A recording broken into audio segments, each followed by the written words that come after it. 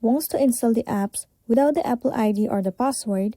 Then here's a step-by-step process on how you can easily do it.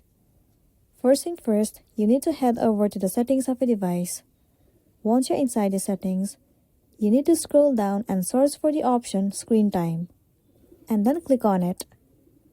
Once you're in this page, once again scroll down and move into Content and Privacy Restrictions. Head over to iTunes and App Store Purchases.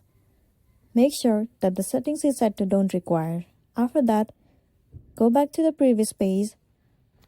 Now once you're in the home page of settings, you need to scroll down and click on Face ID and Passcode. Enter the passcode of a device. Make sure that the option of iTunes and App Store is toggled off. Once you have toggled off these options, now whenever you try to download anything in App Store, the Apple ID or the password will not be required, and then you'll be good to go.